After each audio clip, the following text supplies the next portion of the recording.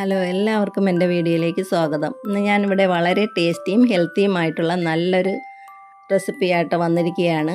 ഒരു ഗ്ലാസ് മാവ് കൊണ്ട് കലത്തപ്പം തയ്യാറാക്കിയെടുക്കാം. വളരെ ടേസ്റ്റി ആയിട്ടുള്ളൊരു കലത്തപ്പമാണ് ഞാൻ ഇന്ന് തയ്യാറാക്കുന്നത്. ഒരു ഗ്ലാസ് മൈദാ മാവ് എടുത്തിട്ടുണ്ട്.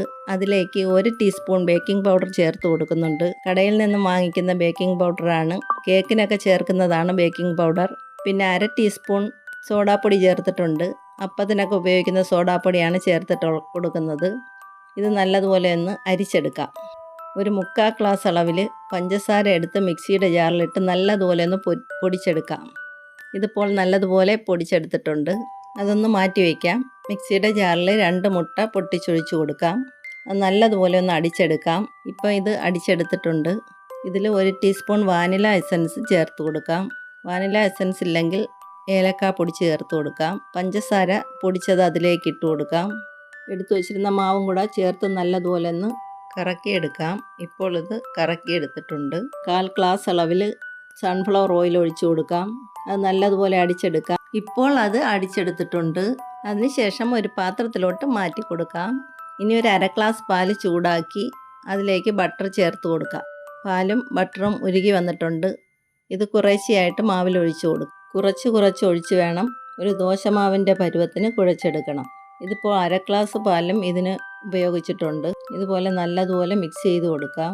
കുറച്ച് ഡ്യൂട്ടി ഫ്രൂട്ടി എടുത്ത് 1 ടീസ്പൂൺ മൈദാമാവും കൂടെ കുഴച്ച് അതിലിട്ട് കൊടുക്കാം.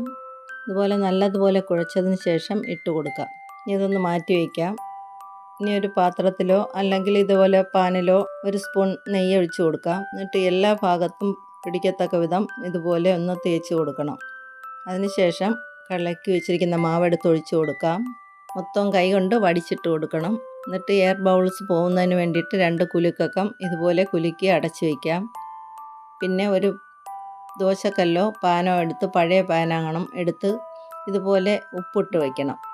ഇത് നല്ലതുപോലെ ഒന്ന് ചൂടാക്കിയെടുക്കാം. അതിൻ്റെ പുറത്തായിട്ട് മാവ് വെച്ച് കൊടുക്കാം. ഇതുപോലെ വെച്ചതിന് ശേഷം ലോ ഫ്ലെയിമിൽ ആക്കി കൊടുക്കണം.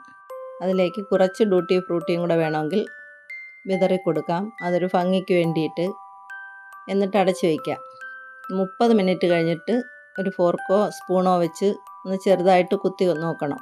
വെന്തിട്ടുണ്ടെങ്കിൽ സ്പൂണിൽ പിടിക്കത്തില്ല. ഇപ്പോൾ 30 മിനിറ്റ് കഴിഞ്ഞു. ഇപ്പോൾ ഇത് വെന്ത് കഴിഞ്ഞു. ഇതിന് തീ ഓഫാക്കി പാത്രം കൊണ്ട് അടച്ച് ഒന്ന് കമഴ്ത്തി കൊടുക്കണം. അപ്പോൾ പാത്രത്തിലോട്ടാവും. ഇതുപോലെ ഒന്നാക്കി എടുക്കാം. ഇനി ആറിയതിന് ശേഷം മുറിച്ചെടുക്കാം. കലത്തപ്പം ഇവിടെ തയ്യാറായി കഴിഞ്ഞു. വളരെ ടേസ്റ്റിയും എളുപ്പത്തിലും തയ്യാറാക്കിയെടുക്കാൻ പറ്റുന്നതാണ്. സ്കൂളിൽ കുട്ടികൾക്ക് കൊടുത്തുവിടാനും വളരെ നല്ലതാണ്. ഓക്കെ, എല്ലാവർക്കും എൻ്റെ താങ്ക്സ്.